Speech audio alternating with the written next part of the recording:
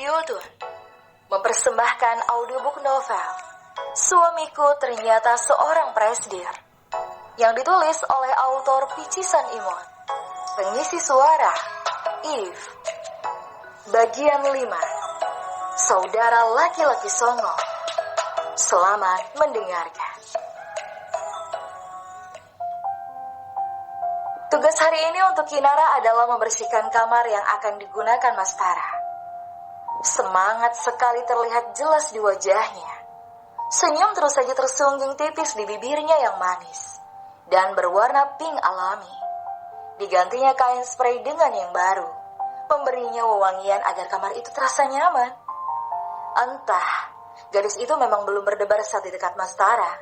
Namun, rasa senang karena sikap halus Mas Tara telah membuat Kirana seperti turut bahagia dengan musibah ini. Atau tidak, mungkin lebih ke keberuntungan. Menunda sebentar pekerjaannya yang lain, dia lebih betah memandangi kamar yang akan digunakan suami dadakannya. Seseorang menggedor-gedor pintu rumahnya, membuat Kinar sedikit terperanjat kaget. Mendengus malas, ia berjalan keluar. Sudah paham sih sepertinya dengan orang yang datang itu. Benar saja, Bang Gani, kakak kandung dari Monik atau kakak sepupu dari Kinar juga. Ngapain kesini? Ngapain? Disuruh nagih uang sewa lah. Bicara sembari menyandar namun dengan tatapan jijik. Iya, uang sewa. Karena Kinar menempati rumah ayahnya yang sudah tidak ada. Tapi malah dikomersilkan oleh sang bibi karena kata beliau, tanah itu masih milik keluarga dari kakek yang sudah otomatis masih ada hak bibi juga di sana. Dan Kinara harus membayar uang sewanya setiap bulan. Heran kan? Kinara pun sama. Entah dendam apa bibi pada keluarga Kinar. Tepatnya pada ibu kandung Kinar sih. Hingga ketidaksukaannya itu mendarah daging. Kinar mengeluarkan beberapa lembar uang ratusan ribu. Dasar pemerasan. Rutuknya sembari menyerahkan uang itu kepada Bang Gani. Matanya yang hijau itu langsung berbinar. Kinara mengambil foto wajah jelek dan menyebalkan di hadapannya itu. Hei, siapa yang menyuruhmu memotoku, dasar jalang? Aku tahu kau licik ya. Aku tidak mau bayar double hanya karena uang sewa itu kau selewengkan. Kinara mengangkat ponselnya. Lihat, muka babi ngepet ini jelek sekali ya. Sialan, kau bilang apa tadi ya? Babi ngepet?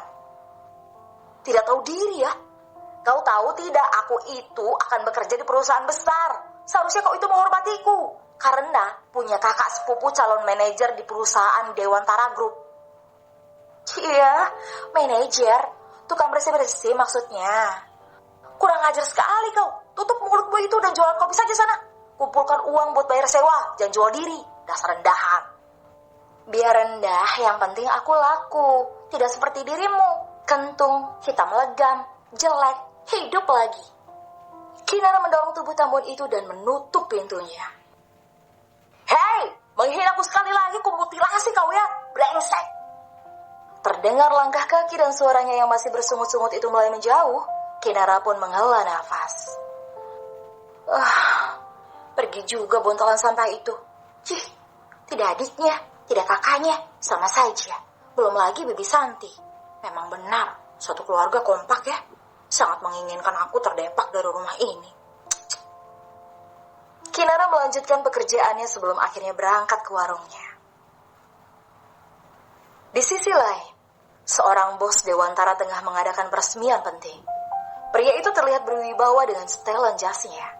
Belum lagi dengan orang-orang yang sangat menghormatinya. Seorang wanita berpakaian menarik mendekati Leonard dengan buket bunga besar di tangannya. Berdiri di depan Leon. Pria itu terlihat menarik senyumnya saat mendapati Fiona di hadapannya. Lebih-lebih Ivan yang terletak sangat enak melihat tampang sok manisnya itu. Tanpa disuruh, wanita itu sudah melingkari lengan Leon dan bergelayut manja. Selamat atas kesuksesanmu ya Leon. Aku turut bahagia. Kau benar-benar hebat. Leon tersenyum sinis. Aku tidak mengundangmu. Kenapa kau datang? Hunus Leon yang dibalas dengan kekehan Ivan. Leon, kau ini kenapa sih? Apa kau masih sakit hati karena aku meninggalkanmu dulu? Leon melepaskan lengan wanita itu. Ivan, schedule selanjutnya. Kita ada meeting di Hotel Atuan. Kita jalan sekarang saja. Leon, bungaku belum kau terima kan? Leon meraih bunga itu, lalu menyerahkannya pada seorang pelayan. Untukmu. Tuturnya. Jelas saja apa yang dilakukan Leon membuat Fiona naik pitam. Terlebih, Leon langsung pergi begitu saja tanpa menoleh ke arah Fiona. Leon! Pekik Fiona kesal. Ia hendak mengejar Leon.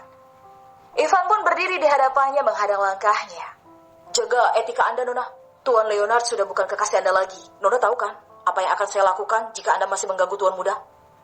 Ucap pria itu dingin dengan tatapan yang menghunus tajam. Fiona pun menelan salivannya. Tidak bisa berkutik lagi ketika sang sekretaris pribadi Ivan Pranata sudah mengancamnya. Ivan membukakan pintu mobil untuk tuannya yang terlihat kesal karena ada Fiona di sana. Kenapa kau biarkan dia datang? Maafkan saya, Tuan. Saya lengah. Aku tidak suka. Hanya dengan berbicara itu, Ivan terus saja meminta maaf pada tuannya hingga berkali-kali. Beliau membungkuk, memohon ampun. Leon pun menghela nafas dan masuk ke dalam mobil. Tangan Ivan sigap menutup kembali pintu mobilnya. Bersambung.